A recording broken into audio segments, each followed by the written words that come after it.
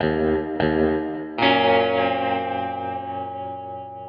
you could join us on. We're gonna pick the day here. We've got a few people in studio to help me. We've got AA Ron on the board.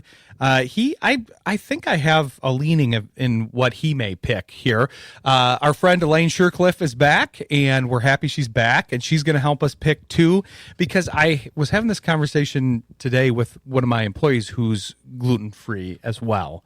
And sometimes I feel silly when I don't know if something has gluten in it or not. Like, I'll have to ask her, and I'll be like, that's kind of a dumb question. But one of these things, I don't know whether or not it has gluten in them. I don't think so, because I think my niece has them, but I'm not sure. But we've got a few to decide from. So we got gummy bears. We've got Babe Ruth, not to be confused with Baby Ruth. This is not the candy bar. This is the actual baseball player. It's his day. Aren't they the same thing though? Well, I mean, one has a Y, but I think wasn't it named after? I think it might have been inspired by him. It is that old, I think. And prime rib. That's kind of a classic. Do we have any thoughts? I know prime rib doesn't have gluten in it. That's not the one that I was worried. It depends if it's made with gravy, and then you gotta ask what's in the gravy. Wait, prime rib with gravy? Yeah. What is that an Ohio thing? No, it's my family thing. Oh, okay. Aaron, have you had prime rib with gravy on it? No, it's been a while since I've had prime rib, but yeah, never. I'm not a huge gravy person either, though. So when I think prime rib, I think horseradish. Oh, that's what I think is the accompaniment to prime rib. Me too. But I don't. But I mean, it's not like what I say goes. I don't know. Gravy. I'm familiar with gravy, obviously, but I don't think of it on prime rib. I think of it like turkey or mashed potatoes, something like that. But gummy bears, they don't have gluten, right? Or do they? A lot of them do. Okay, so it depends. Yeah, it depends. Okay. And it's not so much that the gummy bear itself does. It's when the stuff they use to like unstick it from the conveyor belt thing. They'll use flour. Oh, yeah. I did not see that coming. Then automatically it taints it. Okay, interesting. Yeah, so that's why it wouldn't be gluten free. But it would say like, that's interesting. Okay. Yeah. See, well, you don't really know what the contents of them are. They're just a little jelly it was rough. bear or whatever. So that was one thing. Are there other things like that like it's so close to be like the actual thing is gluten free, but it's like this was tainted because it was handled by somebody that eats gluten and they infected it. There's a lot of things like that. That's wild. I didn't even think of that. Like yeah, latex gloves. Oh, the inside, okay, that powder right. Stuff, the powder. Yeah, found that out the hard way. So you can't. When they were working on my mouth. Oh, I was going to say and then a bunch of jobs are out that you have to wear latex gloves. Well, you had to be like, I can't do this job. Gloves without latex, they're just more expensive. Okay. And if an employee really wants to keep you, they should probably be kind. Just add to the glove budget if you have somebody that's gluten free. So do we have votes here? Because I got to figure out. So we've got Elaine and then two other guests. I'm looking at the guests. They'll probably be able to roll with anything. One is the play-by-play announcer that's officially been called up to the Tigers, our buddy Greg Gania, who's officially part of the Tigers announce team now. He's one of the primary ones on the radio, along with Dan Dickerson. He'll be able to roll with anything, but if I remember correctly, he's not a big dessert guy. So I don't think the gummy bear thing will work real well with him. He just reroutes it to Greek food if we have anything about food, and then obviously Babe Ruth would be good for him. But then we have prime rib. We could do favorite steak.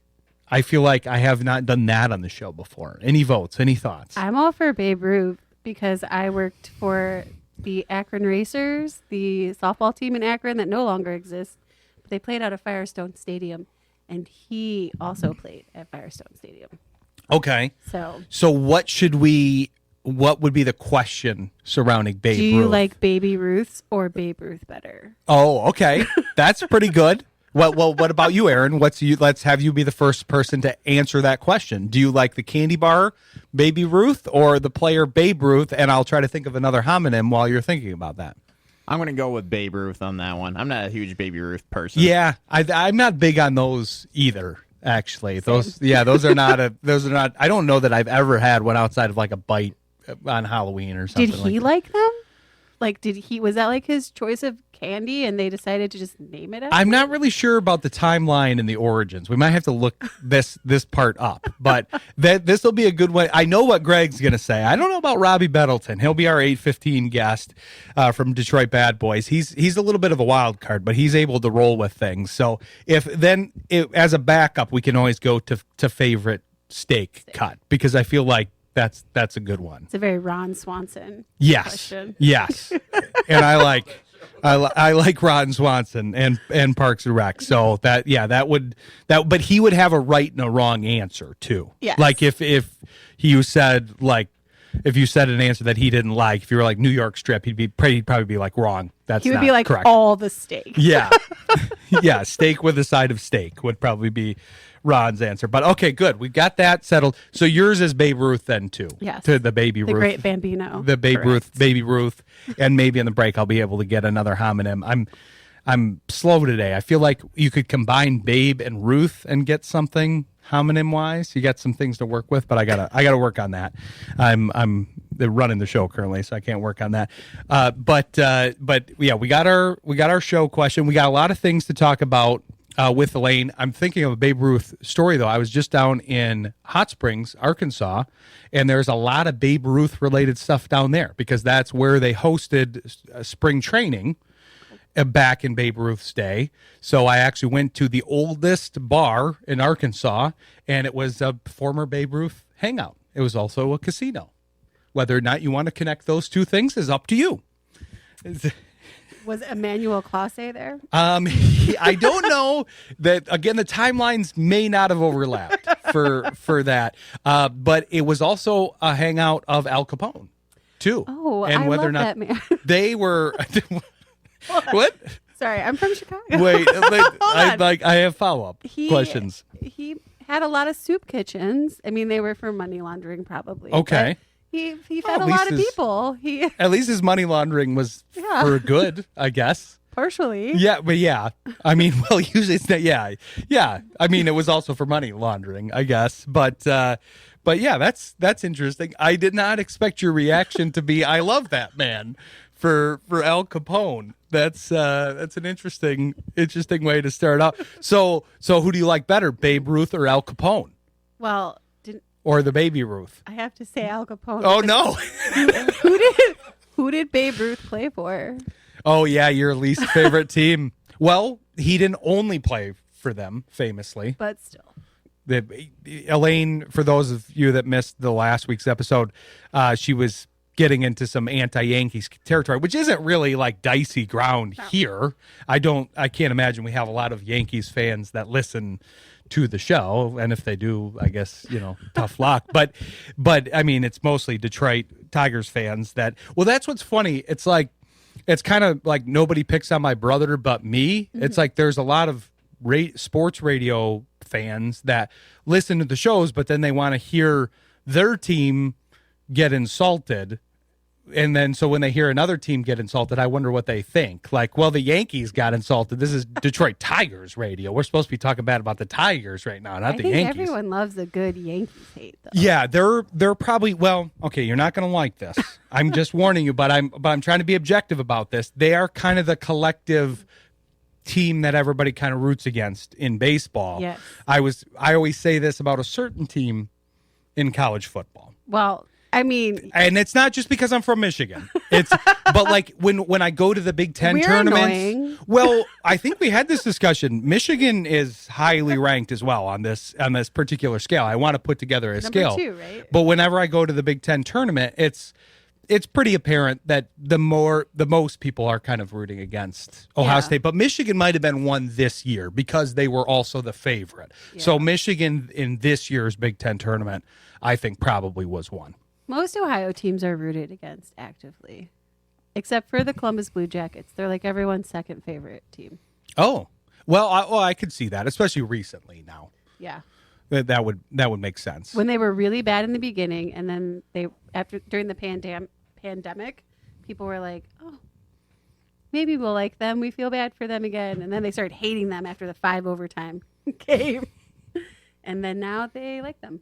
Interesting. But not when they're playing. against them. But that's still good to be the number 2 team. I feel like the Lions are close to that territory. We've talked about this with some of the counter intel folks that cover other teams, that they're kind of approaching that. I think they might be now back on the decline on that, but they were at that, I think, for a little bit. Until like the Patriots and the Cowboys disappear, I'm not really quite sure where the Lions would fall on that. Well, I had this conversation with the Cowboys analyst that we have, because he was saying that he thinks the tide is kind of turning on them. Well, this is from somebody on the Cowboys beat. I could try to get him on the phone if you'd like. It has flipped for the Browns, though, in the past few years.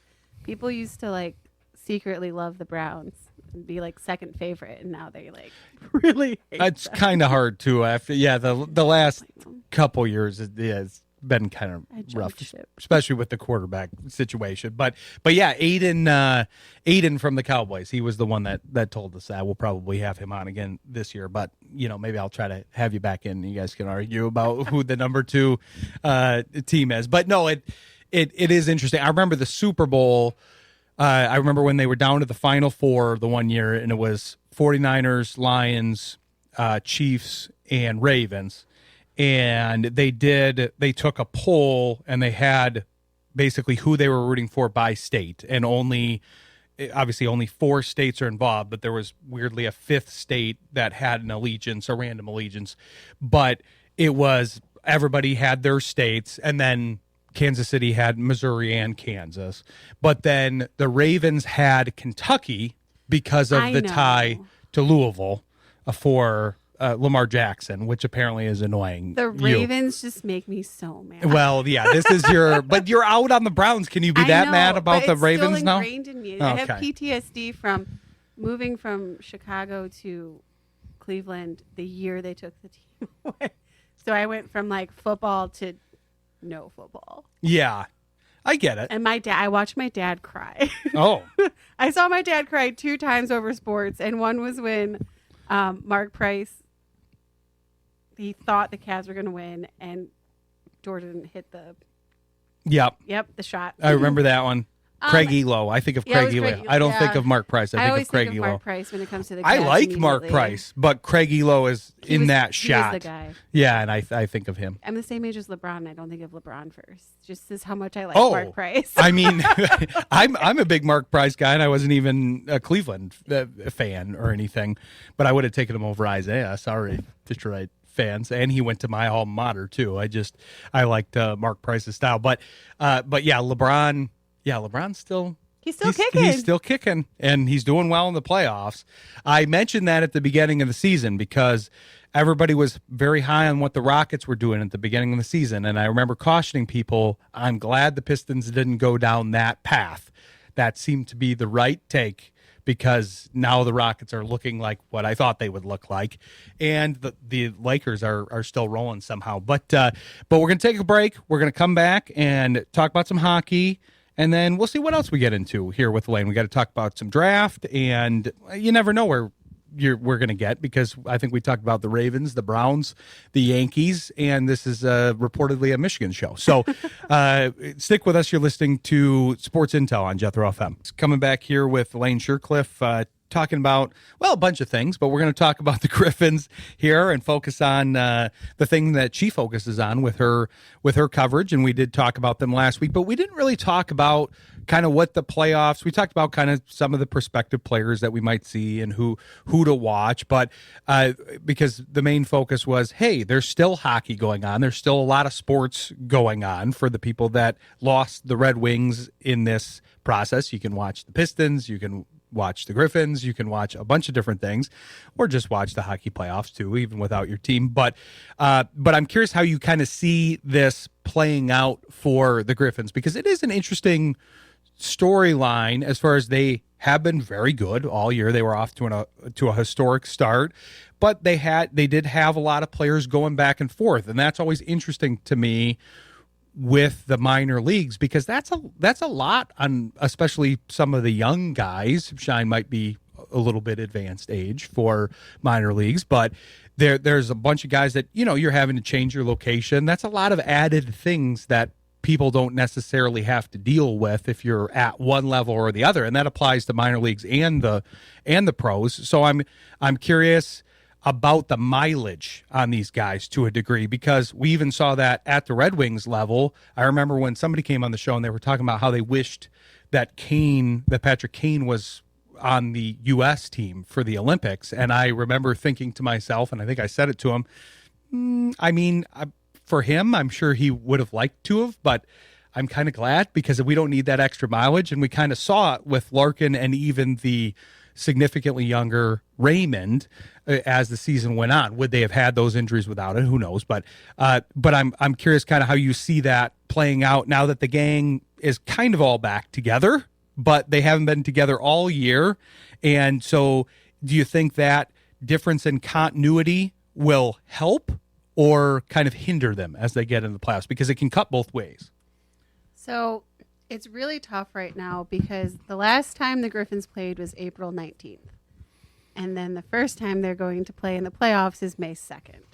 So that's like, was that two and a half weeks of no something playing? Like that? Yeah, that's a rest versus rust big time there. Yes. And one thing that this team is good at, though, is cultivating relationships and being able to communicate well with each other.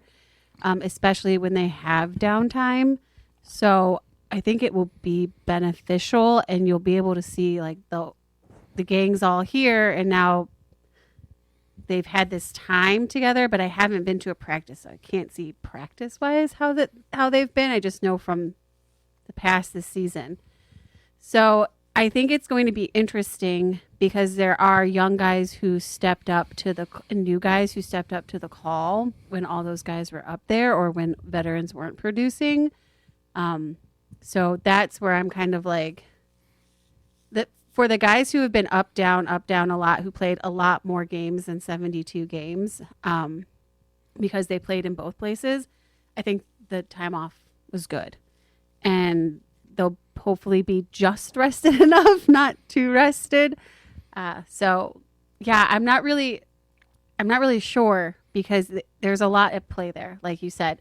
But I think having that time off allowed the new guys to get to know the old guys and the veterans and the young guys to bond. It is an interesting situation because it involves a lot of things that I talk about on the show, since we go into more the depth stuff than like, well, why did he lose his edge here, or why did he miss on this shot attempt? It's like there's a bunch of things that went into that, and it's hard to analyze, but I'd rather go to more the root cause and say like, well, I remember saying this with Gibson at the beginning of the year when everybody was kind of freaking out, like, well, he's off to a slow start. It's like, well, he did move. He's with an entirely different team. He had to move his family, he had to move his location. Now he's playing with different guys in front of him. He's got to learn them. Seems kind of natural. And then he got better. But this is some of what's happening with some of these Griffins. And one of them is potentially a benefit because this happens with injuries where you get a guy that gets more usage, gets more comfortable, more confident, and increases his ability when that player comes down from the NHL or recovers from the injury. Then the player that stepped up in his absence he'll have reduced usage. But if he improved by, say, a factor of 50% while the guy wasn't there, you hope he returns to like 25% above what he was before with the reduced usage. So I could see that, and it'll be interesting to see because I know in your previous appearance on the show before these two, you were talking about how important Dominic Shine was to the whole group. And so I'm hoping that kind of happened without him there down the stretch. And then you're giving me, for the audience, she's not agreeing with this. I'm saying I'm hoping, but I'm setting it up for you to correct me if I'm wrong, because this concept does cut both ways. I'm hopeful about that, but the chemistry can also not be right too when a player returns. I think with Shine, there's just something about him, and he's just this kind of player. He's always been this kind of player, but now that they've given him that leadership role, it just really comes out, and it's infectious. And when you're in the third period, I mean, he wins games for the team, And he wins them not just by actually scoring or by assisting. You see the way that he's talking to his team to pump them up in the right way or to like calm them down, to keep them focused on the task at hand. And then the other leaders step in and start doing that as well. He just reminds them to have fun, and he reminds them of the fundamentals and that you don't have to be flashy. You just can work hard. I think sometimes it's easy to forget that, but that's always been who Dominic Shine is. So he's never going to forget that. It was rough when he was gone. Bob Kaiser had given us a stat, and I don't remember it offhand, but they definitely win a lot more games when he's in the lineup. Well, that's why I was saying that hopefully that's, obviously him returning and then hopefully that rising tide that maybe that's what I'm trying to determine what you gave me the look for. I think it was maybe that the other guys improved while he was gone. Okay. Because him returning, he is that tone setter, he is that leader, and so hopefully that should be good. But either way, they still fared pretty well as far as they were at a pretty good distance. Right. They still played pretty well. It's just when things got rough, sometimes they just came into and they were kind of like lethargic. They were kind of sloppy. They weren't playing like good hockey, and it wasn't the young guys. It was like veterans. And I honestly think that it's Shine that keeps the veterans more hungry and motivated and less frustrated than the young guys. I'm sure they were more volatile because that was an experience at the NHL level too. They were having a hard time. They apparently didn't really have the equivalent of that. I think they were trying to find that, but it didn't seem like they had that true tone setter where they said, "Okay, guys, let's not get too up or too down through this process." And the Griffins were doing a good job of that because at the beginning of the season, it'd be very hard to not get too up with how well they started. And they didn't, and it was so weird to me. We would walk in that locker room and it would be so chill, and I'm like, "You guys are on the hottest win streak in the league, in like the history of the league almost. Like how are you so chill?" And they're like, "Yeah, it's just another game by game. Like, gotta stay focused, gotta stay hungry." And I'm like, this is great. And that it's one thing to say it, but it's another thing to actually kind of execute on it and feel it, because that's what you say. That's in the list. That's in the handbook that all the players are given, because all these sports, I don't think hockey is scripted. I talk about this all the time with Shane, how football's scripted. I did. And because I think that's funny that people think that, but it's like, that's what you say when you're winning or when you're losing too. Like, hey, you just got to take it game by game.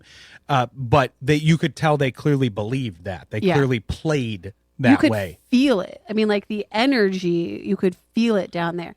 Like because I covered other teams. I remember when the Monsters were on a big win streak and the players came out and they were like, "Oh yeah, like game by game, we just got to, stay humble about it." I'm like, I literally heard you guys screaming music and having a dance party, like off the walls.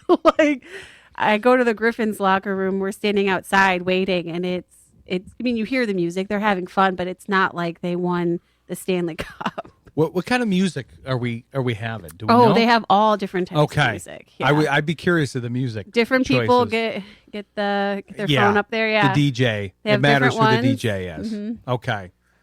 Do we have like different curated like I know that this person is more country or this person is? So I'm not sure. I think I've heard country in there, but I'm not sure who it is. Okay. And I've heard some of like Amadeus Lombardi's stuff, and it's all over. Like he might like the bumpers for our show. He might like. I think he likes everything. Well,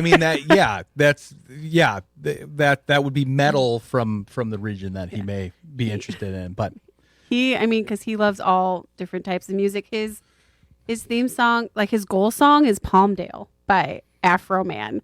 But then last season he was telling us about how much he really loves the Beatles, and I was like, "All right, kid, go off." Okay. Eclectic. Yeah. I like that. Yeah, I do like the goal song thing too, because it's just like I like to talk with the baseball folks about their walk up song. What would your goal song be? My goal song? Yeah, like what would you pick? I mean, my walk-up song was Never Gonna Give You Up. I rickrolled people at a young age. Wow. Yeah, the goal song is different. It depends on where I'd be playing too. Okay. Like if I got to pick my own goal song. I think you got to stick with Never Gonna Give You Up.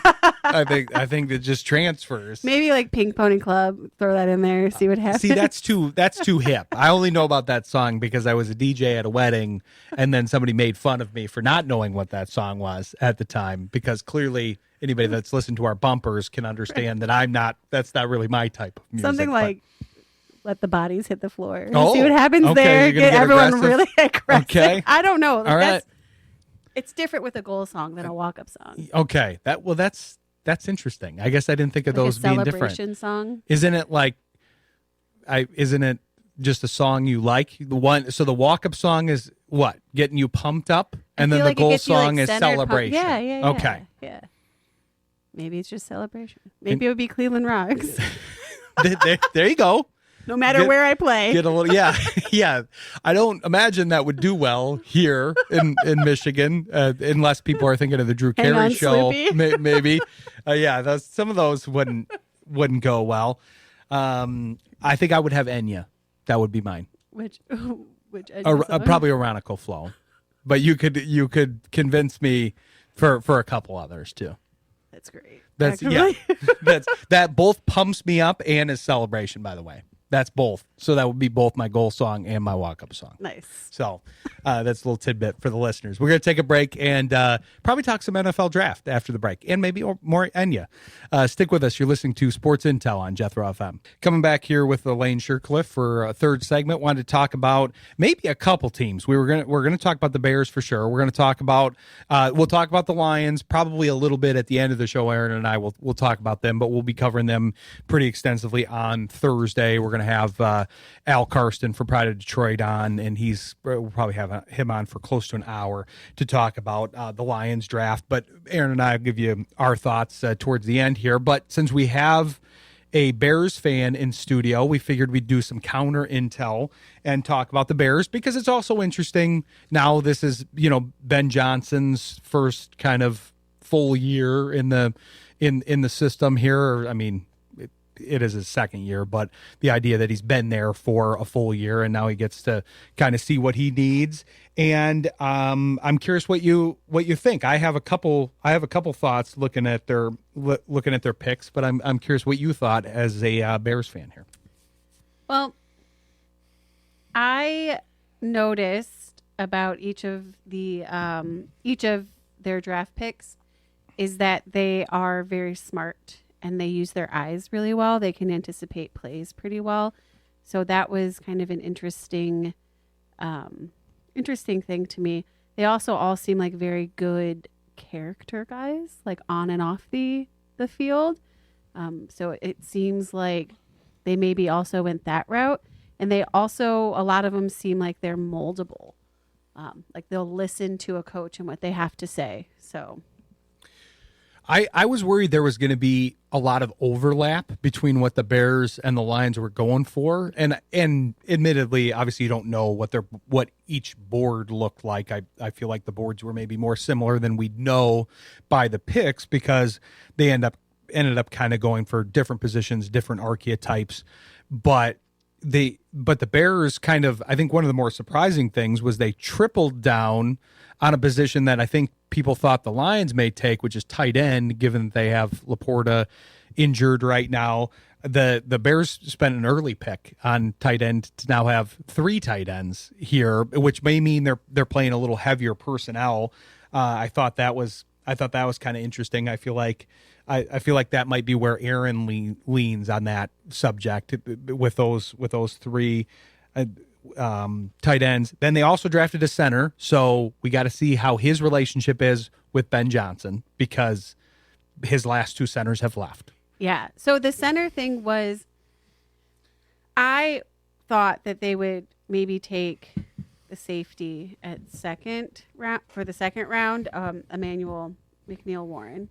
But obviously, when they drafted first round safety, I was like, well, that's not going to happen. And now I'm bummed.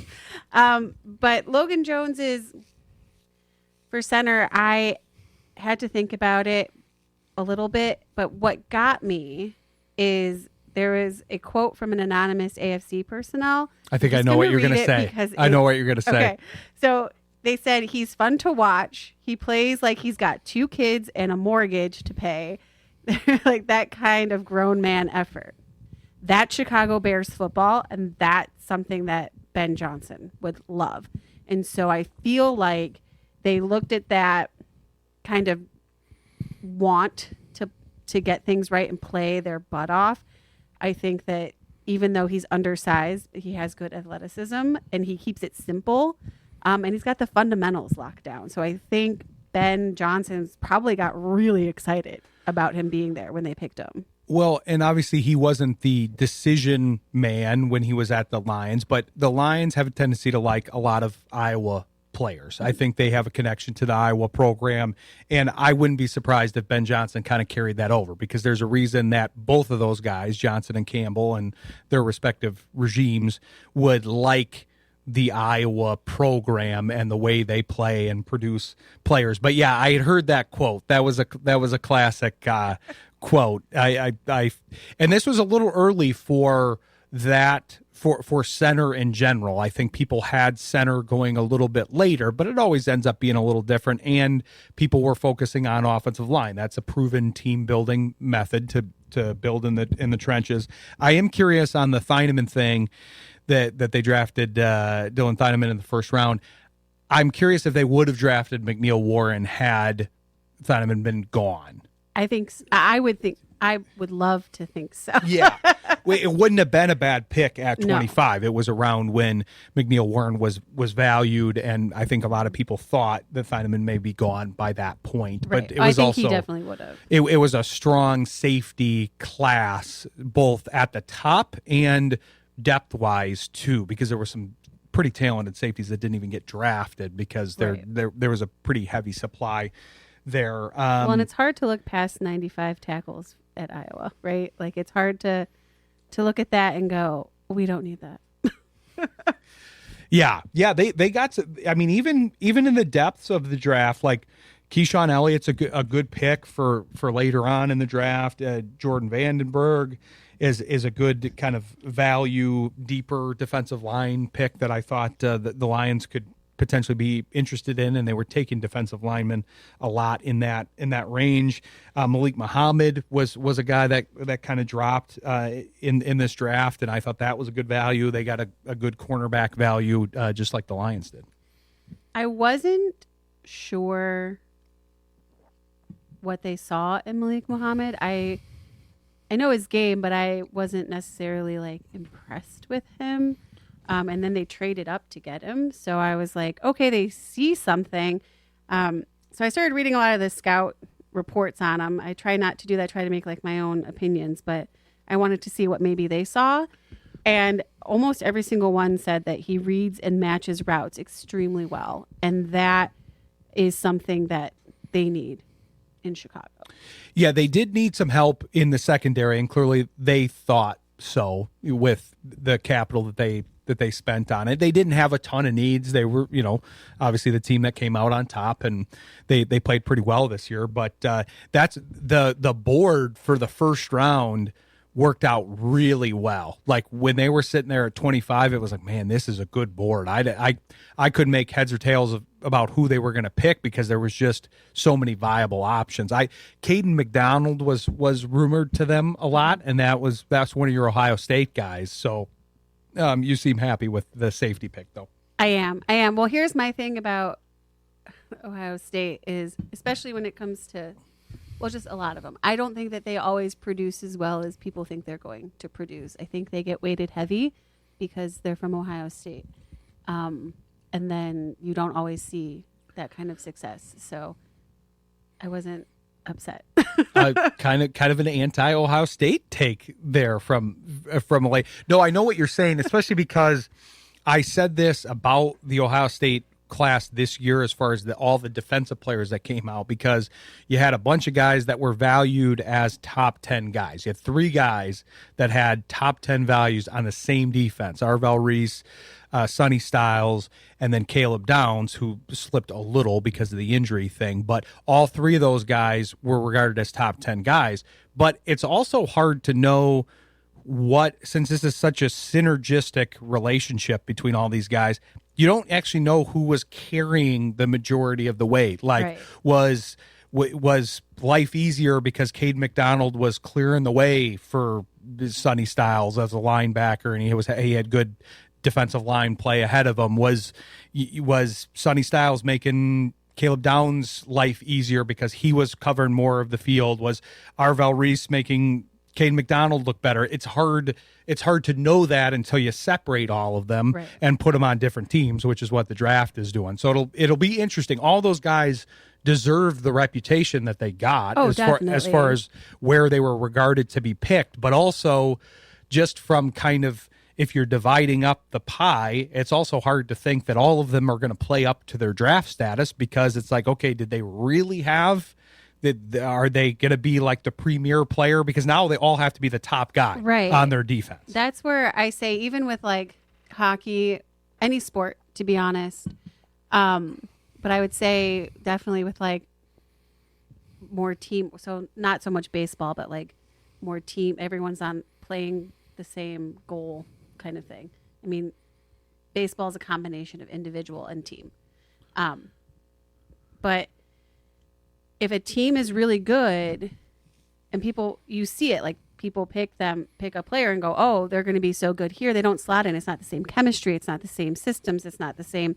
Some of these guys were playing for 4 years together. Like, you can't expect them to just pluck them out and be like, you're going to assimilate perfectly and do well. That's just not how it always works, like, as human in general. Like, you think about it too, just us as people, like, we move out of a situation into a new place and you're thrown for a loop. Like, not everyone can assimilate as well as the next. So it's always interesting to me when they weight people on really good teams way better than people on like the consistently average teams. Right. And if you're playing behind somebody, that's kind of the reverse concept too. It's like you got less time to shine, but if you had that 1 year where you looked pretty good, would you have looked even better if you had the 4 years with the better talent? But yeah, it'll be interesting to see how these guys do. The Bears and Lions are both reloaded now for what should be a pretty interesting NFC North matchup, but we appreciate you joining the show both weeks here, and we'll be sure to have you back, but want to make sure to give you a chance to tell people where they can follow you in the meantime here. You can follow me on X is probably the best place at I'm a Rain Dancer. Instagram is Grace by Rain, and then gracebyrain.com is where I write my stuff, and I also have podcasts on YouTube and wherever else you get your podcast, and that's Grace by Rain. Be sure to tune in to her and all of her stuff that she's doing, both written and audio / video, I guess, for some of it. But yeah, we appreciate you joining us, and we'll look forward to having you back soon. Thank you. We're going to turn our attention to baseball after the break. We're going to have Greg Gania, who just texted me. He is ready to go. He's ready to rock. He has a rare day off today, so he's probably bored. He doesn't have anything to do, so he's slumming it with us. But we'll have him on after the break. Stick with us. You're listening to Sports Intel on Jethro FM. Sports Intel is presented by Eric Hull DDS, Aesthetic and General Dentistry in Comstock Park. You can trust Dr. Hull and his staff. They take a comprehensive approach to dental care, focusing both on the health of your teeth as well as the appearance of your smile, with a game plan tailor-made for each individual patient. Call for an appointment at 616-784-2377. That's Eric Hull DDS, located just off Alpine Avenue in Comstock Park, and online at greatmismiles.com. Bob Maven here. I'm the host of Good Time Gold. It's 2 hours of great oldies, everything from rock and roll to country and soul. Join me for some great musical moments every Sunday night at 10 o'clock here on Jethro FM. It's country with a twist. Ryan Walsh here to tell you about my realtor, Jim Hegland of JH Realty Partners. Jim has 50 years of experience, and he's an accredited buyer representative. That's why I chose Jim to help me when I purchased my home. Jim specializes in condos as well as resort, second home, and international properties. If you have real estate questions or for your next purchase or sale, reach out to my realtor, Jim Hegland with JH Realty. His phone number is 616-540-5770. That's 616-540-5770. My name is DeMar Hamlin. I play for the Buffalo Bills, and I play safety. CPR saved my life.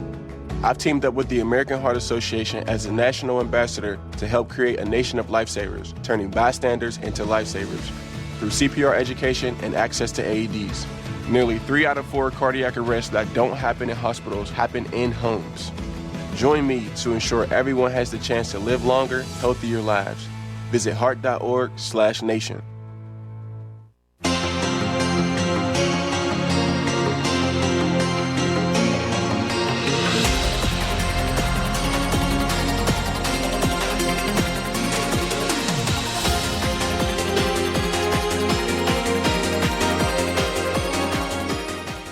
Welcome back to Sports Intel with Ryan Walsh, presented by Collectibles Insurance Services. I'm really happy to get this next guest on here because I wasn't sure if I was going to be able to get him this season. He was a busy man last season, and he's even busier this season here. And he's been called up to the big leagues permanently here, and I'm pleased with that. But as you know, Greg, we have the thing of the day. We were trying to decide what the thing of the day was. If I remember, oh boy, what do we got? Well, I know. See, I wait. It's not usually a good pairing with you, but I do know more things about you. Each time you come on the show, I know more things about you. Like I'm like an onion, man. You just peel off a new layer every time. Exactly. I love that. That's why we like you on the show, because I'm the same way. And I know you don't like desserts, so I vetoed the gummy bear thing because I knew that wasn't going to work. But then the other two it's actually Babe Ruth Day, so that's a baseball themed one. And then also Prime Rib Day, because I feel like we could talk about steak cuts maybe. So I'm going to let you choose. I really liked the Choose Your Own Adventure books when I was young. So I'm going to let you choose your own adventure. What was the one again? So it's Babe Ruth Day, the actual player, not the Baby Ruth. Babe Ruth. Okay. Or Prime Rib. All right, I'm going to go with Babe Ruth. Well, and see, this is where it became tough. I didn't really know how to make a question out of this. Of course. Our first guest. So listen, I can go back to steak, but in the interest of full disclosure, I actually don't eat beef anymore because of some health issues. And so I miss steak greatly. Like nothing would satisfy me more than a big juicy steak right now. But I'm weird, man. As I have aged and I dropped a ton of weight a few years ago, as I started to reintroduce things back into my diet, unfortunately steak did not make the cut, and it just kills me to this day. Well, yes, I'm healthier, and my arteries are probably better. That's good. Yeah, we won't focus on a sore subject though, but it is kind of leading. So I will throw one at you though. Go ahead. If you went seafood, then I am all in because I cannot get enough seafood. I do remember that too. I remember that from surveying your X account at one point in time. I remember seeing that. I remember the most random things. I remembered that one of our guests, he hadn't been on for literally a year because he was covering the NFL draft for us before the draft last year and then this year. And I remembered that he chose chicken cutlet as his favorite hoagie.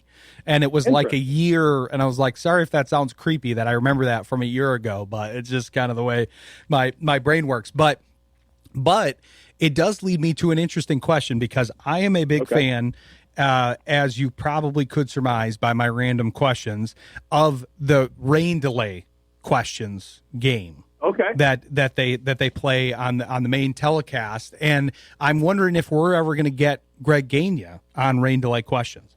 You know, I have not been invited over just yet, and I would absolutely love that. I mean, you want to talk about finding gold in something that everybody hates, which is a rain delay. And, I mean, I believe it's a Benetti brainchild on that one. That would make sense. And it's just, fascinating television. I'm sitting there the other night, and I had to travel to Cincinnati the next day for the Sunday game. And I'm like, I hope this game's over because I'd like to try to get to bed early.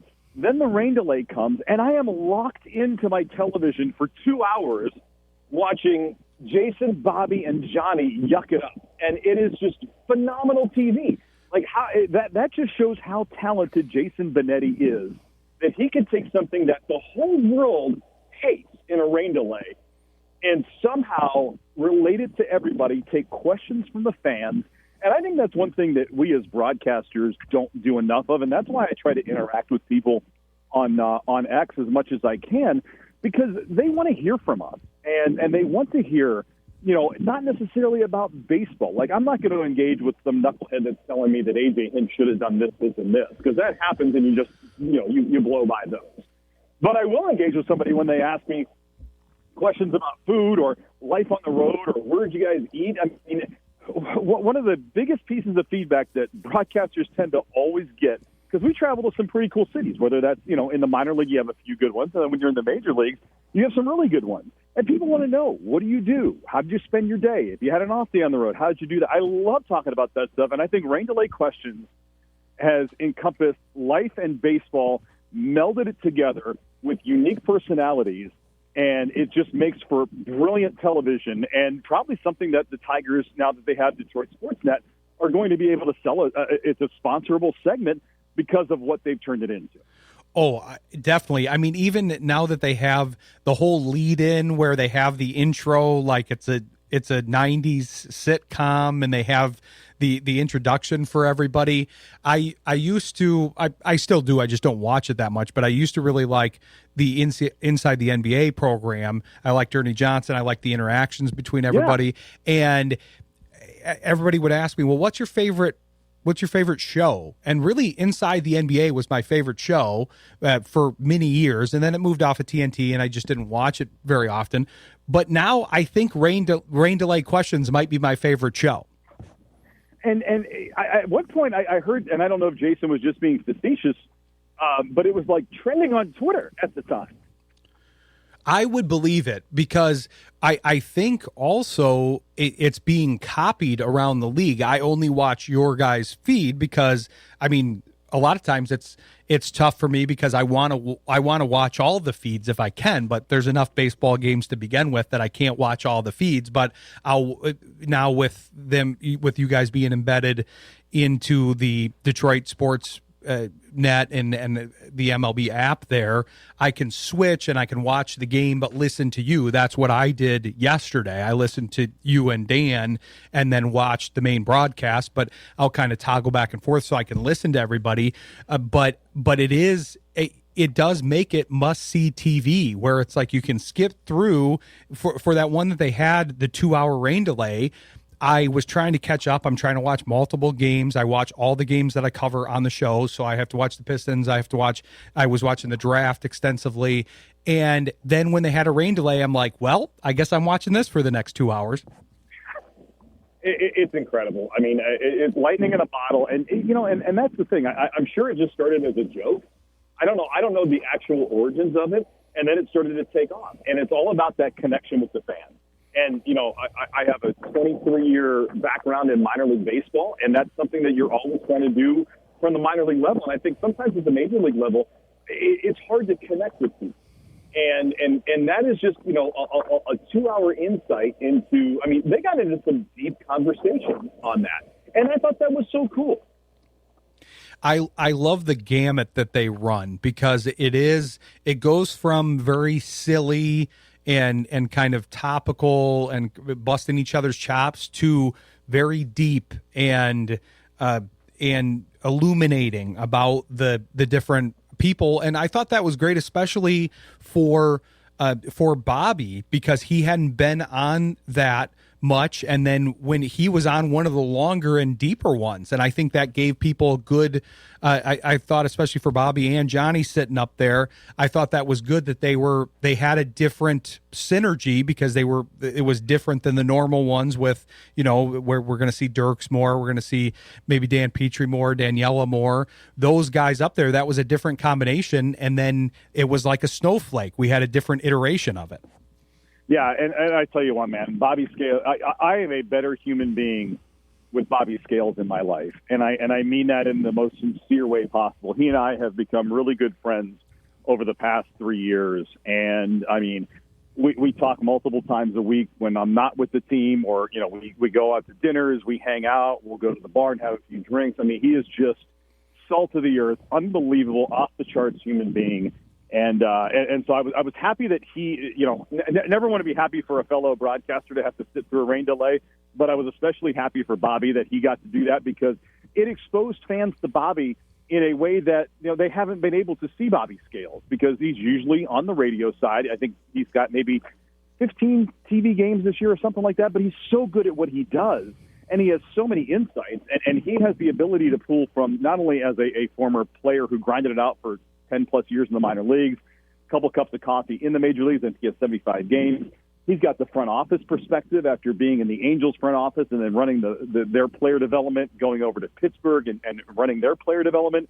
And now he's got the broadcasting on his resume as well. So about as well-rounded human being as you could possibly get, and he is just I will never say a bad thing about Bobby Scales because like I said, he and I have become really good friends over the last couple of years, and I really was. I texted him. I'm like, it stinks you have to sit there during a rain delay, but I'm happy that you are sitting there during a rain delay because people got to know Bobby Scales. And like you said, it does kind of turn that segment around. I haven't been able to look at these numbers or see if they're out there, but I'd be curious how the numbers actually go because I do think the broadcasts are well followed, both because the Tigers have a good fan base and you guys have a very good team at both the TV and radio levels, your whole team. But I'd be curious what the viewership is like because usually in a rain delay, it's Johnny made a reference to it. Off. You're playing highlights or you're playing a bowling coverage or whatever, but now I don't think that's happening. I wonder if it's level or if there's actually people that maybe hang around longer because of how kind of specific and intimate and entertaining it is.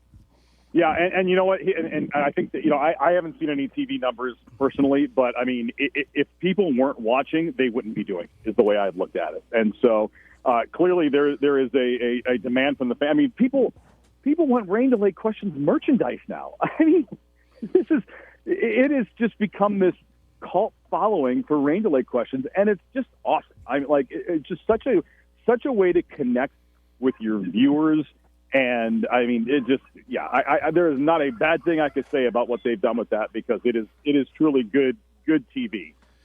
It's a very well run segment and operation, as you know, with everybody behind the scenes and the whole team, you guys in front of the cameras and behind the cameras. But it's a cool segment. I'm glad it's caught on. I'm glad the other teams are copying it because that's showing that it's successful, and I think it's an interesting way to handle the rain delay. But yeah, I'm glad we got a chance to talk about that. We're gonna take a break and then talk some baseball here. We've got Greg Gania, Tigers commentator. Stick with us. You're listening to Sports Intel on Jethro FM. From the GarbarinoRoofs.com studios in Granville. Country with a twist. Jethro FM. 1530 AM. WYGR Wyoming Grand Rapids. 94.9 FM Grand Rapids. 99.5 FM Lowell. And Jethro South. 980 AM WAKV Otsego Plainwell. 98.9 FM Otsego. And 105.1 FM Kalamazoo. Available worldwide at jethro.fm. Coming back here with Greg Gania. He's generous enough to give us some time on his day off. I imagine your schedule is still pretty robust here, Greg. You had to toggle back and forth. Was it harder last year or this year?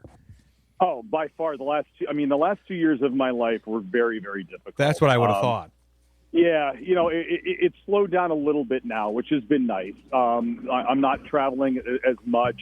You figure for a typical week for me, if both Erie and Detroit were home, I would call Erie games, Tuesday, Wednesday, Thursday, maybe Friday, come to Detroit, 4-hour drive, call 1 or 2 games up here, drive back, or, drive back to Erie and then fly to wherever Erie is. And so it was a lot the last 2 years. And, by the end of last season, I think everybody was sort of at their rope with the arrangement. And it was getting to the point where it was becoming a hindrance on Erie. And they just weren't going to proceed with the split arrangement because I had missed, and totally fair, where I had missed, 55 games 2 years ago, and I think almost 60 last year. And that's tough because I had an assistant GM role with the team as well. So, not only was I coming up here and doing Tiger games, but I was always doing broadcast prep for multiple teams and then all the administrative work on top of that. So it just got to be too much. And fortunately, the Tigers like my work to where they've kept me on and basically the similar role. I've had a few different things thrown at me this year, which has been cool. I had to do my first sideline from the dugout the last couple of home games, which was really sweet. After one of them was a nail-biter over the Brewers, and the next one was a walk-off win. Had an opportunity to do a 3-part interview the other day with Kirk Gibson. So it's the opportunities are coming slowly but surely. But the big thing for me is I'm in the market now, and we have loved the move to Michigan, and I will say anybody that's contemplating a move anywhere anytime soon, moving stinks. So we're still living out of boxes a little bit up here, but it's been good. And we live about 10 minutes from Comerica now, so I'm there most home games. Even if I'm not broadcasting, I'm still there, getting sound from AJ in the afternoon, just being around, being in the clubhouse, and it's great because it was the hardest thing for me, travel aside, was, I would parachute in for a weekend. Wasn't on every weekend the last couple of years, but I was on most. But, when you're in the clubhouse, that's a pretty tight-knit community in there. And you see the guys that are there normally covering the team. And so it's tough to establish relationships with players and coaches when you're just parachuting in and they don't know who you are or how long you're going to be around or, is Greg here for the week or is he here for a day? So it's given some more stability as far as the relationship building goes. And that's been really cool because those are the types of conversations that you have with guys in the clubhouse, and they get to know you. And then so when it's time to do the post-game interview, you have a good relationship with Jahmai Jones, and he's more open to talk to you during the interview. And so that's been excuse me, key for me. But yeah, the travel has been reduced significantly, which is huge because I don't have to tell anybody, but if you've ever been to Altoona, Pennsylvania, trying to get from Altoona I had an Altoona to Houston 2 years ago, that was an adventure. And so it's been good in that respect for sure. Well, we'll have to hear your answer to that in the rain delay questions. They were talking about some of the minor league travel, but yeah, I'm glad you're not pulled in as many directions. I can understand being able to focus on something is leading to kind of wider bandwidth for that individual thing because you don't have bandwidth to cover 10 different things. You're able to kind of stovepipe into that one. So that's that's interesting. And you've got an interesting perspective because obviously being in Erie for so many years, you also saw a lot of these guys ahead of a decent amount of people too. Yeah, no, absolutely. And that helps. When you have the best rookie in the game and you had him in Double-A, you already have that relationship with that guy. And so, when Max Clark eventually makes it up to the big leagues, I will already have a relationship with Max. And so, yeah, that does help. You try to forge relationships with guys when they're here, but obviously it absolutely helps when you have guys that you've had in the minor league. You've taken care of them in the minor leagues. You take care of their families down there. You make sure everything goes well for them and their experience at an affiliate. And that pays off in the long run because now if I walk up to Kevin and I say, hey, I need 5 minutes of your time, he always gives it. And so that's really, it's been helpful for me, especially with all those guys I had in Erie. That seems like the kind of guy Kevin is too. And you have to be elated for him, both in now signing the long-term deal, but also, I mean, the immediate success that he's had. He literally is in a category almost to himself at this point with the kind of debut he's had. It's pretty fun to watch, isn't it? Oh yeah, it's amazing. We had a small taste of it last year, and you just when you're in the minor league, you just know when a guy has that it factor. And it's just a different level that you see them playing at when they're in the minor leagues. And, those guys don't come around very often. But when you see guys like that and you see the talent and you see what they're able to do, you have a really good feeling that that's, pardon me, I'm on the, got a motorcycle brigade going by me on the Riverwalk. Nothing like live radio, right? Exactly. That's what happens. You're used to doing the telecasts and broadcasts anyways. Yeah, exactly. Always a distraction somewhere. But no, it's he has been off the charts, and you just never know. And will he struggle? Yeah, there's going to be times where he struggles. It's your typical, the league adjusts. You adjust to the league, then the league adjusts again, and you have to adjust to what the league is doing to you. But so far, everything they've thrown at him, the other day, he had his first leadoff home run. They had him hitting lower in the lineup on opening day. He ends up getting in at bat in the first inning and ends up having a 4-hit day. Nothing phases him. And it is fun to see, and it's unique to see, because normally, I don't care what rookie you are, there's always jitters in there. And he has taken it in such a stride. And Scott Harris brought this up in the press conference when he signed the extension about the quality of the human. And, I say that often when you're trying to build a culture in a clubhouse. You want to have good human beings in there. And guys, when things don't go well, you're not worried about them disrupting the rhythm. And Kevin fits that mold beautifully. And so happy for him. And it was so cool to see, they had his whole family there when he signed the extension. Couldn't be happier for him. And he has been everything he has been billed to be. And one more note on him is something that I've said on the air before, where, the book on prospects, when they come up, you always hear about what these guys can't do. And then they get to the big leagues and they show, oh, they could do that. Like, you can go look at prospect reports and it talks about McGonigal's fielding or, whatever, pick a player. What is their, they always focus on the deficiencies of prospects as opposed to what these guys do well. And I think that's where the Tigers identify what these guys do well, what their deficiencies may be, and how do we work to get rid of those deficiencies so you can play high-caliber Major League Baseball. And whether it's your first step on defense or a slight adjustment at the plate, they have the ability to identify those things. And when you have player buy-in, like what Kevin has done, the results can be pretty good. I'm glad you brought that up, because you did mention it on the broadcast last night, I think, or during the day yesterday, because, we both know, fans aren't necessarily going to like to hear this, but we both know that sports is overwhelmed with negativity bias. People take their takes and they take their negativity from their everyday lives and they say, well, why isn't this happening? Why aren't we better? Why isn't this player better? Why did they do this wrong? Instead of, well, why, man, they did this right. This went well. We don't necessarily look at it that way.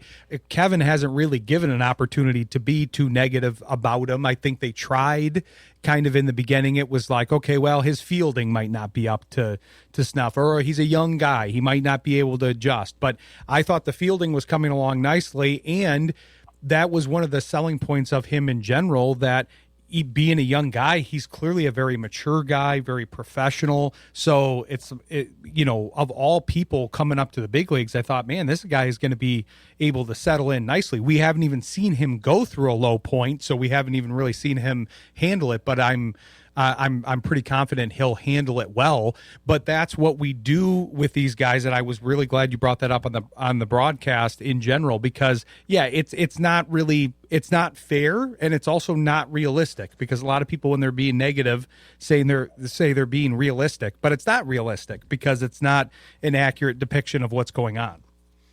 No, you're absolutely right on that, 100%. And that's the play he had in yesterday's game, where he stumbled and all in one motion went down on both hands, one hand obviously with a glove on, and was able to prop himself back up quickly to steady his feet to make a good throw to first to get an out.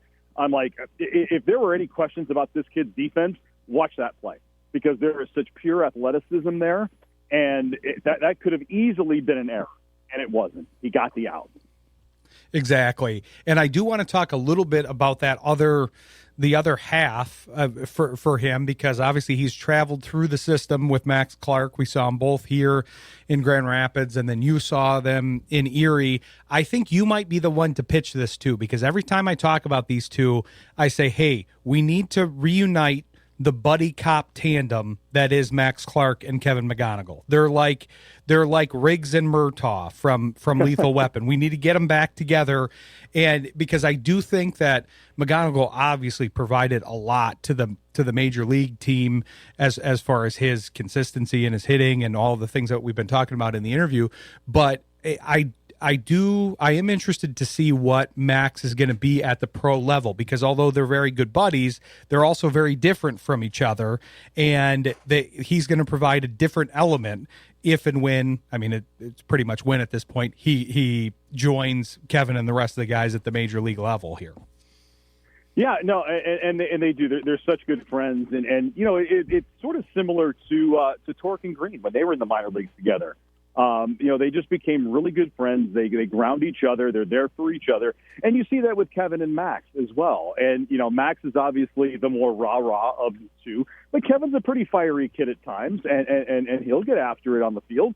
But, you know, it's one of those where I think they both complement each other so well. And they're vastly different personalities. And I think that's what makes baseball great, is you could put a collection of people from all walks of life, all nationalities into a clubhouse, and if they're good guys and it works, then it's fun to see. And I think you see that with Max and Kevin for sure. And, you know, I was really bummed that Max had gotten some negative publicity from folks in the game during spring training. And you know, I didn't like that at all. And because the Max Clark that I know, he's a humble kid, comes from a great family, married his high school sweetheart. Yeah, he wears the bling. He's flashy. He's got the tats. But you know what? The kid can ball, and it's only a matter of time. And again, going back to the conversations we've had in the past with some of these prospects, these guys in Detroit, you know, you see it with Hal Yulee. Hal Yulee, a lot of people thought he would be up last year. It didn't happen. He gets up this year. What's he do? It's his first home run and the game-changing home run in yesterday's game. So, you know, AJ, Scott Harris, Jeff Greenberg, they know what they're doing with these prospects and when the time is right to bring them to the major league level. And I think that is such a missing element with a lot of organizations that don't have a good pulse for the personalities and the traits and putting these guys in positions to succeed. And that's one of the things that has been so fun to watch how AJ has used his roster the last couple of seasons is they know the strengths. They put guys into situations where they're going to succeed, and then the players reward the decision-making when they do succeed. Exactly. Yeah, he's playing 3D chess, but his pieces keep getting better, which is nice to see. And I totally agree with you on Max. We've had several interviews with different folks from either the Whitecaps organization or people that have interviewed him, covered him. Obviously, you covered him through his time in Erie. It's just aesthetics, and unfortunately, again, it's the negativity bias of let's try to pick out the one thing that maybe I don't like about them or whatever. That doesn't even have anything to do with baseball. The things that they're picking out at this point, the tattoos and the jewelry. But I'm excited for him to come up to the major league level, and for a guy that has had a fairly easy, I shouldn't call it easy, but a fairly quick ascent through the system. This is his first quote unquote hardship. I don't know that it's a hardship, but I think he's viewing it that way. And he is looking at it as something to overcome. So hopefully he'll come up and be even more on fire than he would have been before this happened. Yeah, no, I do think that's accurate, Max. And he's going to, you know, and the thing with Max, and I find it, I also see this with Kevin too, the ability to tune out the noise. And, you know, Max knows it's there. Kevin knows it's there, but they don't show it. They're just mature beyond their years in that respect. If I was a 21-year-old kid getting beat up by 60-year-old men who sit, you know, behind their computer in the basement about what I wear and what I do and how I play the game, that would affect me. I don't know how you feel about that, but like that's not easy to deal with constant criticism. And, you know, I get it. Age of social media, you're going to have that. You're going to have people with opinions, and not everybody's got a way to express those opinions. But the way those guys handle it is just off the charts. I'm glad you said that. We were smiling in studio when you said that, because how I feel about it is I'm not in favor of it, because those are usually the people that I'm speaking to when I'm saying, hey, you shouldn't really be doing this or you shouldn't be doing that. Because as I've gotten older, I remember having a conversation with one of my buddies, and we were talking about college football, and we were both close to our 40s at that point, and he was talking about a guy, and he was like, oh well, he shouldn't be doing this and he shouldn't be doing that, and I'm like, isn't he like 19 though? So I think we need a little more grace in some of these situations. Yes, that would, and you know what, and it cuts across all walks of society anymore, and you just have to brush it off. People have come at me on social media. I'm like, you know what, at the end of the day, Ryan, you're in the chair you're in doing your job. I'm in the chair I'm in doing my job. Kevin McGonigal's in the chair he is doing his job. Somebody out there in the world felt that we were the right person for that right position at whatever time in our lives, and it really doesn't matter what anybody else thinks. Exactly. Well put. And I like Logan Reaver's approach to this on social media. I have been following along to the comments that he gets, specifically when they talk about rain delay questions and he's on TV more. He really leans into the self-deprecating part. So I can appreciate that. But it's a whole other element that people unfortunately do have to deal with, but probably shouldn't. But I will leave it with this. Jimmy Buffett had a great line: if we couldn't laugh, we would all go insane. And you have to. Sometimes you're going to be the butt of jokes. Sometimes you're going to be criticized on social media. But if you're true to yourself, and especially as a baseball player, if you stick to what's worked for you and what's gotten you to that point, whether it's baseball, whether it's broadcasting, whatever, just stay true to yourself. And who cares what people say? That's the reality of it, because you're not going to please everybody. And if we get through a night on the air and 3/4 to 90% of the audience enjoys what you do, whether that's on TV or on radio or doing your show, that's all that matters. Exactly. Put in the work. You go out and perform to the best of your abilities, and then the chips fall in place. Amen. Yeah. Well said. Yeah. I really appreciate you taking the time to join us, and be sure to tell the people where they can follow you here too in the meantime. Yeah. At Greg Gania on Twitter and or X or whatever we're calling it. I made my Instagram public now, so that's also at Greg Gania and GregGania.com. But and my next, I'm off for a couple of weeks because we have a couple Sunday night baseball games. So I'm not going to be on because Benetti's got Tigers have 2 straight Sunday night games. So I'm on again in I believe 2 weeks from Sunday. Oh, okay. Yeah, be sure to tune in. All the sides of the Tigers broadcast are good, but be sure to tune in to the radio side when Dan and Greg are both there, because it's worth watching along with Benetti and the TV crew. But yeah, we appreciate you joining us, and we'll look forward to having you back on here when it works later in the season. All right, Ryan. Thanks a lot for having me. I appreciate it. All right. Thanks, Greg. Take care. Thanks to Greg Gania. Appreciate him coming on and telling us about kind of the behind the scenes here at the major league level. It's fun to get that from him and see his ascent through the system here. Well deserved, certainly. We're going to turn our attention to basketball. Speaking of negativity bias, I assume we're going to have a little bit of that towards the Pistons, who are down 2-1 but still in it. So we'll talk to Robbie Bettelton of the Detroit Bad Boys about the series so far and how he sees this ending up. But stick with us. You're listening to Sports Intel on Jethro FM. Happy to bring on this next guest here, Robbie Bettelton. Got to be talking some playoffs here. I know people are a little bit worried about the series, but we've kind of talked about on the show how the Magic may be a little bit better than people think they are at this point in the season. But, Robbie, as you may remember from being on the show, we do celebrate the thing of the day, but I don't know if we've really you're our third guest now, and I don't know if we've really decided what the actual thing of the day is at this point in time, because we've been going back and forth. It's National Gummy Bear Day, Babe Ruth Day, and Prime Rib Day. So how about a favorite steak cut? Or you can pick something from the other categories, I guess. Oh, man, if I'm going steak cut, I'm going filet. I think that's if I'm at a fancy restaurant and they got a nice filet on there, that's my go-to order. So for sure going to be a filet.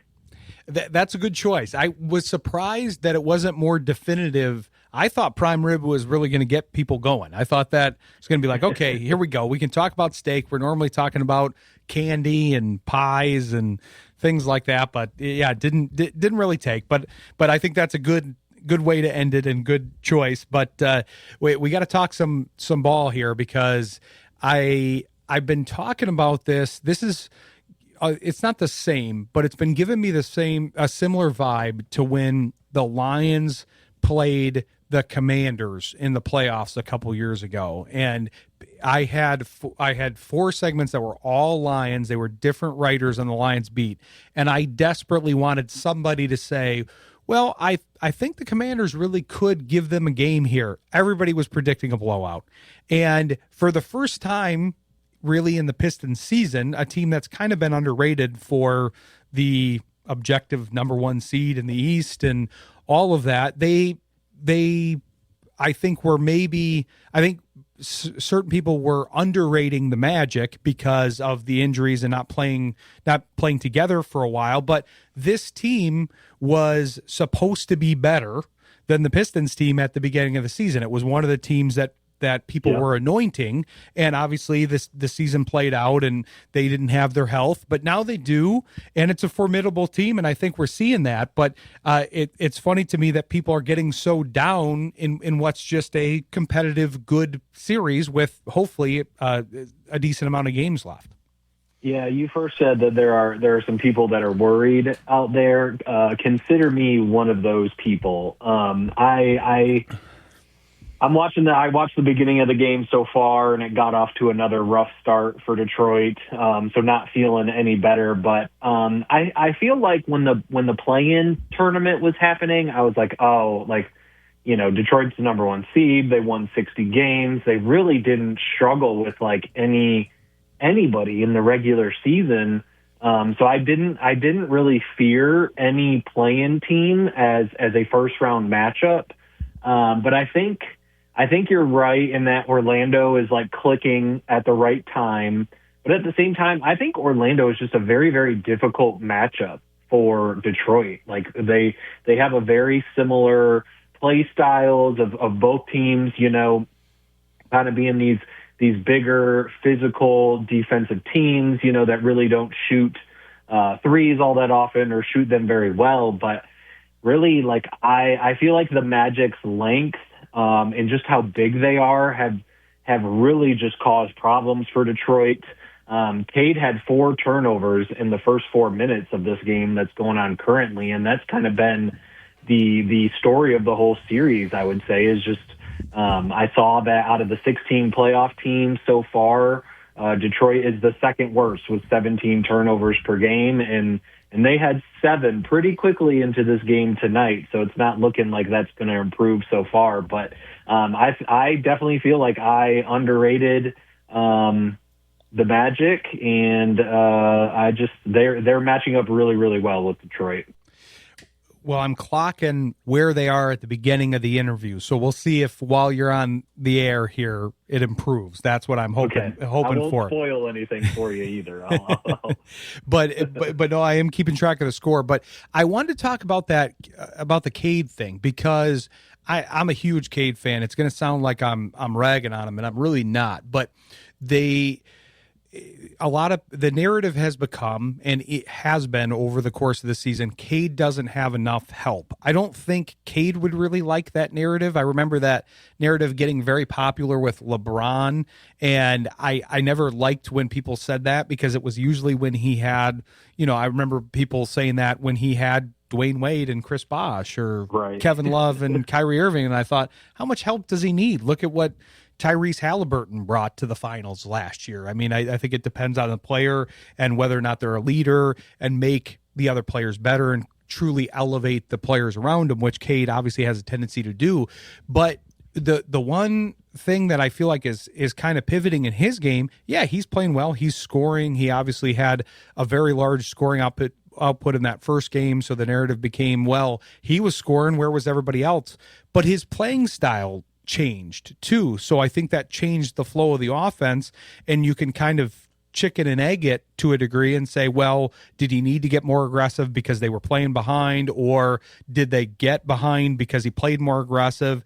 And it's hard to see what the tipping point is there sometimes, but a lot of their success has come from how well that ball moves, not only from Cade, but from some of the other guys that are somewhat underrated as passers. Beef Stew moves the ball well. Duren moves the ball well. Thompson's always getting in the middle of things. And it's interesting to watch. So I'm curious kind of how you've taken in the Cade Cunningham experience, because I'm not at all saying that he's playing bad, but there is a synergy that's a little bit off there in the offense. Yeah, I agree, and I don't think Cade either would say, that he needs help out there. He's going to battle with his guys, but I think it starts with Orlando really taking away like the Duren pick and roll. So much of Detroit's offense, especially in the half court this season, came from the Cade and Duren pick and roll, and Duren has really, really struggled so far this series. And I think, along with that is going to come, some of Cade's struggles where, that lob threat isn't there. Duren doesn't have so many drive and kick opportunities. I think, Orlando is really packing the paint and trying to take away Duren as a lob threat, just really trying to force Detroit to shoot either a mid-range or, shoot it from deep, considering, that's just been one of their weaknesses this year. But I think it really starts with their half-court offense and Orlando taking away that Cade and Duren pick and roll, because, with the lob threat's not there, and then even being able to kick it out to somebody there. I think they're shooting 30% from three so far this series through the first three games. I think the narrative is different if they're not playing Orlando. Like, I think their weaknesses are not so easy to watch or to locate in this series if they're playing Charlotte, for example, where Charlotte, is like a run and gun, shoot a bunch of threes, where, Detroit plays well in transition. They're all athletes. They throw lobs. Like, this is a very defensive team that likes to get out and run, but Orlando really, likes to slow you down, likes to get gritty and physical with you on the defensive end. And I think that the half-court offense, I think, is where Detroit struggles, and particularly, taking away that Cade and Duren pick and roll. I think ultimately, that's where their offensive struggles are coming from.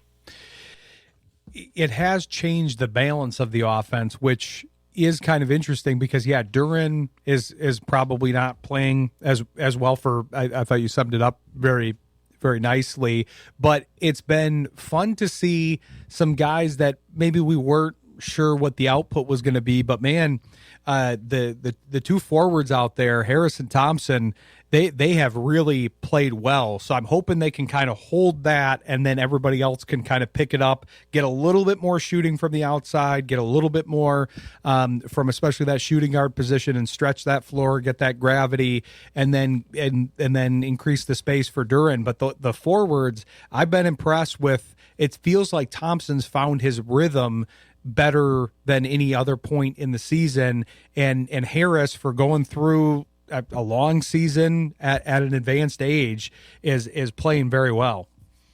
Yeah, I agree. I saw his last game. I mean, it might have been one of his best games of the season. Especially defensively. Like, he's everywhere on the court. If he wants to make a play, he already had another weak side block at the beginning of this game that was very, very impressive. I want to say back during, Tobias's Philly days was that, he couldn't show up in the playoffs, or he wasn't worth his contract because he didn't play well in the playoffs. And I think he's definitely putting, any of those narratives to rest, especially after the last few games. I do think eventually, and maybe, this playoffs is what, triggers a kick for or a trade for a number two eventually. But like with Orlando, it's like Jalen Suggs can put the ball on the floor, so can Franz, So can Paolo. And then I try to think, who else can dribble pass like that in Detroit's starting lineup? And outside of Cade, I'm not sure I really trust anybody else to handle the ball at the level that Cade does. Maybe not even to that level, but 80%, 70% of the level. And I feel like, that extra ball handler to take some of the pressure off Cade just isn't there. Like Orlando can really share the rock between those three guys. So Cade does have to do a lot of that heavy lifting, but Ausar, he as a secondary playmaker, if he can grow into that role in the future, I think that would be huge for him. But I'm certainly with you there that our forwards are certainly not the reason or not one of the main reasons that they're struggling in this series. And I still think that Asar's the world is kind of his oyster at this point as he grows, because you can see the amount of space he has on the floor and what he's able to create. He just has to be a little bit more decisive, and that will come in time, but he's been doing that. He'll get more calls. He'll be able to use his body a little bit better. Those things will come along, I think. But we'll take a quick break and then continue to analyze the game here. I will say before we go to the break that the interview is going well so far here, Robbie. So we've picked it up for the Pistons. So hopefully we don't get too much of a setback during the break, but we'll pick it up with Robbie Bettelton and talk some more Pistons after the break. Stick with us. You're listening to Sports Intel on Jethro FM. Coming back here with Robbie Bettelton, talking about the Pistons, and they're on the air right now. So hopefully, you're listening to us and then you go back to the game, because you can catch up. I never watch a game live, Robbie. I always watch it from behind so I can catch up on the commercials. I don't want to watch the commercials. And hey, we were not doing well when this call first started, and then you took us to break, and we come back, and they got the lead. So I might have to stand there for the next 2 hours at this point. Make sure that we're doing our part to win this game, right? I like it. Yeah, we'll call Scott and see if we can just kind of bleed into the next hour here. But no, it has been a back and forth series as a whole, and I mean, I think that's ultimately the type of game that the Pistons and the Magic both play, so it's not like that's that surprising. But one of the concepts that I've been talking with people about leading into the series and leading into the playoffs as a whole is, and this may apply somewhat equally to both, because the Magic, a lot of the things that you're saying about them, they are tough, they play a similar style to the Pistons, but it'll be interesting to see how this looks as the series drags on, if it does go to the limit, basically. I'm curious if the Pistons are going to be able to wear teams down, because they do have depth, they do play very tough, so does Orlando, but I'm curious to see how this goes, because I feel like the longer this series goes, the more it's in favor of the Pistons at that point. I would agree as well. I feel like Detroit's play style really fits well with playoff basketball. And I was just so excited about this postseason because of that. And I feel like Orlando is playing Detroit's game, Detroit's play style, but they're just doing it better so far through the first three games. I was looking at some stats this morning, and so in one thing that I found interesting, in the regular season, the Pistons ranked third in offensive rebounds, and the Magic were 20th.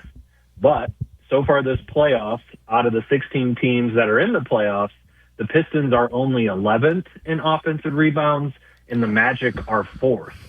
So they're certainly, basically our strengths in the regular season, they're kind of doing it in the postseason so far. And I do think some of that is just due to Duren struggling right now, right? Like he's one of the best offensive rebounders in the league. So if he's not playing well, then we're not grabbing those offensive rebounds. But right now, I think so far through this series, I've kind of just felt like frustrated and disappointed that after 82 games of Detroit playing so well and playing such a play style that really embodies like the city and the toughness and exactly what you would want out of any Detroit sports team, that it seems like Magic are basically playing that same way, but just playing Detroit's game better. So hopefully we'll be able to switch that around these next few games. I do think the law, commonly known as the law of averages, the law of large numbers, is going to come into play here in this series, because it does feel like the Magic are kind of playing above, and I'm not saying that because of the fact that they're the 8th seed, because again, a lot of that is attributed to the fact that their core players didn't really play together, because I think they're really more talented than an 8th seed, and if they were healthy all year wouldn't have had an 8th seed. But I do feel like, from watching the games and from knowing the play styles of both, that the Pistons, the things just aren't quite going their way. There's things that are rimming out, shots that are rimming out that typically go in. Like you said, the play style's a little off. If they can just get a few of those breaks to go their way, and I know people don't want to hear about like breaks and probably the law of averages, but this is the kind of stuff that I talk about on the show, that like, okay, those things have gone Orlando's way. Let's see how the next 3 games go, and if the Pistons can go 2-1 in those 3 games, now we're in a game 7. Right, we're hoping to see some regression to the mean, where both teams start settling back to where they usually perform or performed in the regular season. But I also think like we probably need to credit Orlando as well. Like they don't. You're right. They don't look like an 8th seed. They look like a much better team. And whether they are getting breaks or not, like frankly, they're showing up. They look ready to play. They look prepared. They look ready for the moment. And at times, I can't feel like I can say the same for Detroit. So I do feel like, Orlando is playing well at the right time. And I do think they also deserve some credit for how well they do look right now. Oh, I agree. And when I say breaks, I mean more in the kind of make your own breaks kind of mentality. Right. Like Orlando has played their way into getting the breaks, getting the things to rim in versus rimming out, and all of that stuff, because they do have, I mean, that starting 5 is a very good, competent starting 5, and there's some real gamers on that starting 5, because they talk about kind of the core players. There's a lot of talk of Wagner, especially because of the Michigan ties. Then Banchero was very highly regarded when he was picked. He's a very talented, dynamic player. Desmond Bane was the big pickup, but to me, it's also the other 2 guys that are in that starting lineup, Moore and especially Suggs. Those guys are gamers. Suggs especially, he's not the type of guy that you want to play in the playoffs. If you want to kind of remind yourself of that, go back to his college career and see how clutch he was there. Because he's a gamer. His game might not be the most aesthetically pleasing, but it's very Detroit. I remember when he came out, I thought they were not in the market for him. It was not a good fit for the Pistons where he was going to be selected and all that, but I thought, this is a Pistons player if I've ever seen one. And he ended up in Orlando, of course.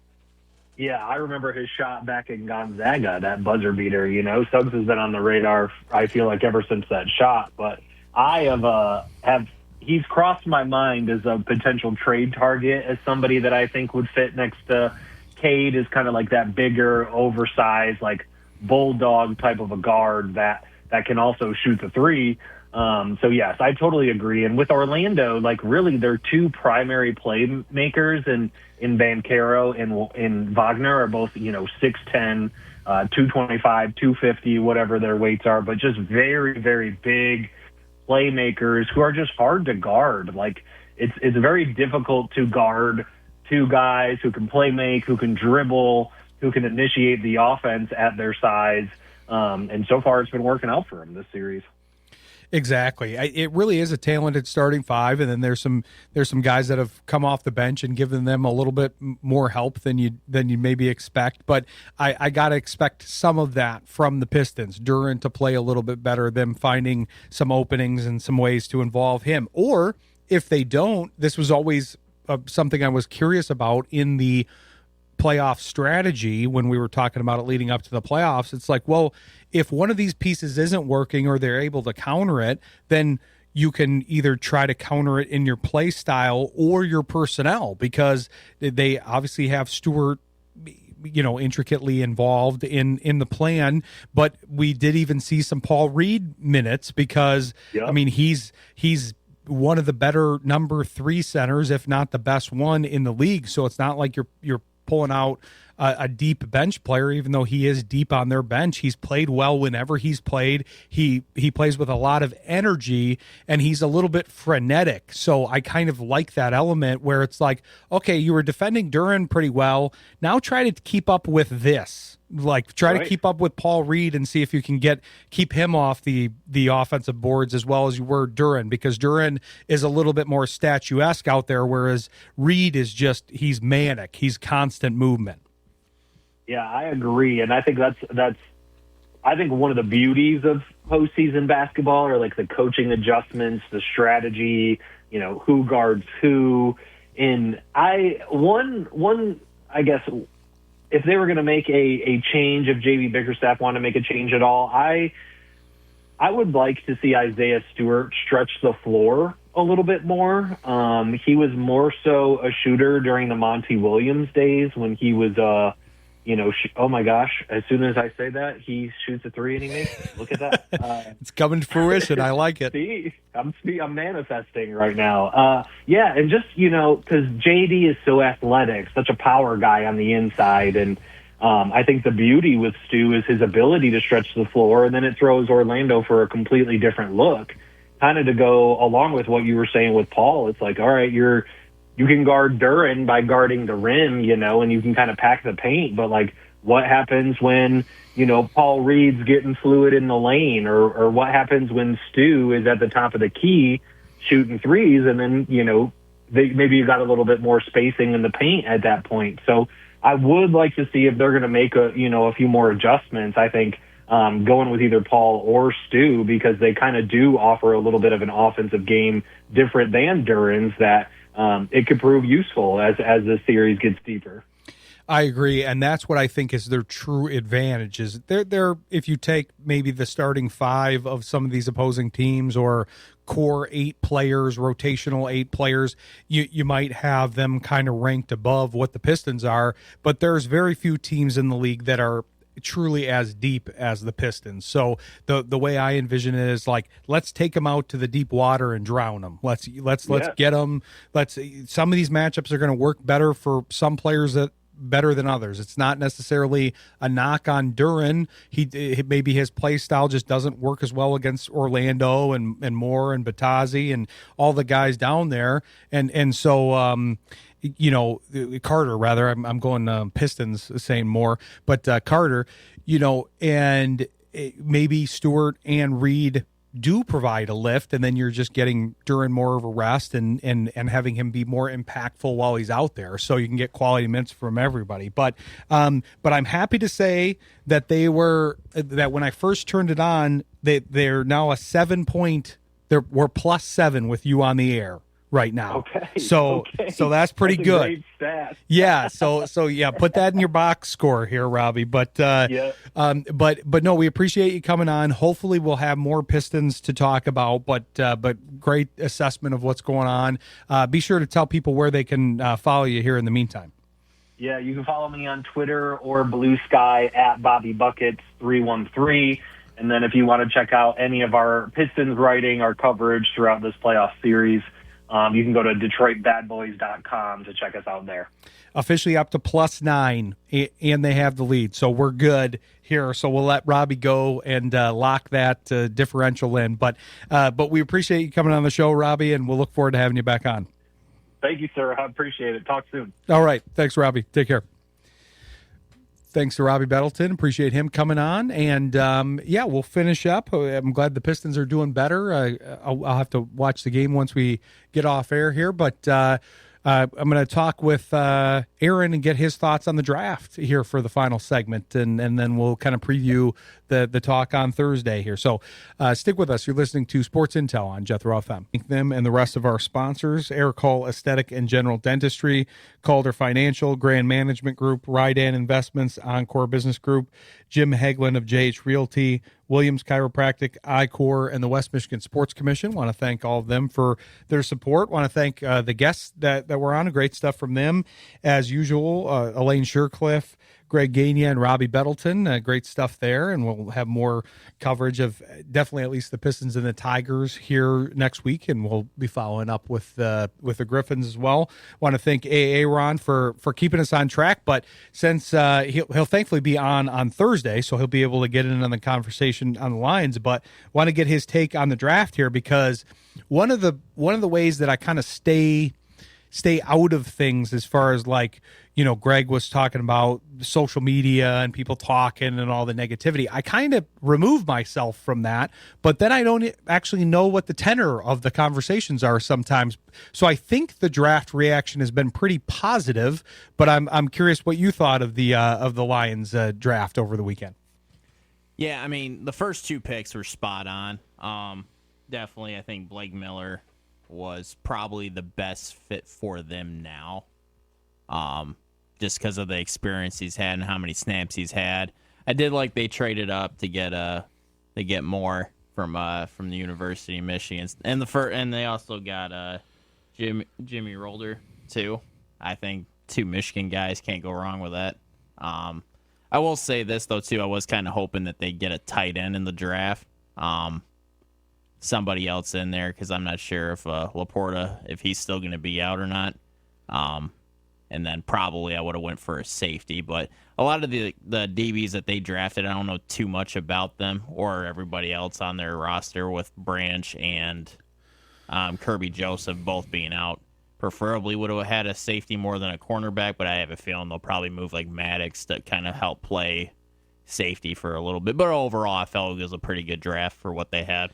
Yeah, a lot of the offseason acquisitions, I think, were kind of geared towards this, because you can say it in the draft process, but I do think the Lions were truly trying to do it, where they were trying to fill the positions so that they didn't have to go real specifically and reach in the draft. I think offensive tackle was a need, but it was also a perfect fit for that first round. I've been talking about Blake Miller on the shows for a while. I've thought that was the pick, and that ended up being the case. Moore fits kind of the traditional defensive end archetype that they seemingly need, especially to complement Wanham, and obviously will make the Michigan fan base happy. But I wanted to kind of answer a couple of your inquiries there. Specifically the cornerbacks and the safeties. I was looking at the roster before the draft and while the draft was going on, because there's a lot of safeties. There's a lot of good safeties in this class. And so I was kind of leaning the same way, knowing that we might have to deal with injuries to both of them. We're really not sure. We know Branch is going to be out for a while, and then likely when he comes back, he's going to be a step slower because he's going to be recovering from his injury. And then Joseph, we're not sure how his recovery is going, but with what they acquired in the offseason, their DB room is already pretty full, because they did get Maddox back. I do think they have him slated as mostly a safety at this point in time. They've got Thomas Harper in the mix. They signed Izzian, who I think is going to be more slated for safety than cornerback. Then McCreary, I think, is going to be the candidate to fill more the Meek Robertson role and kind of be that gritty corner. But Keith Abney, who they drafted, kind of true to format. They have a tendency to reach sometimes in those middle rounds, and then as they get into the later rounds, get some value. Abney was actually a second-round value on most of the services, the PFF and Stick to the Model and others. And so he's kind of in that same mold, that man corner, Amik Robertson type, that's sticky in coverage and can hang with people. So I think he'll factor in, and then maybe shift some of the other pieces around, because you've got Rocky Sin. That's also, they were trying him out at safety, but they needed him more at corner. And then if the health holds between Reed and Arnold, and those guys are both on the field, then you've got a decent amount of depth actually for a position that could have some injuries. And that's without even mentioning Ennis Rakestraw, because he hasn't been healthy the last two seasons, but they're hoping he would factor in. They also have Dan Jackson, the safety from last year, that they drafted one late, and I think now that he's presumably hopefully healthy, they want him to factor in. So I think that's part of the reason they didn't take a safety. Note on the tight end too, they did pick one up in the undrafted free agency portion here. So they picked up Miles Kinselman from Tennessee. So a guy that actually was valued somewhat high. He's more of an inline blocker type, not a lot of speed, but I think he'll be one of the guys to help reinforce in the middle, and then pair him with Wright and Conklin while Laporte is out. Sports Intel with Ryan Walsh is brought to you by Collectible Insurance Services, Eric Hall Aesthetic and General Dentistry, Calder Financial, Grand Management Group, Rydan Investments, Encore Business Group, Jim Hegland of JH Realty, Williams Chiropractic, I-Core, the West Michigan Sports Commission.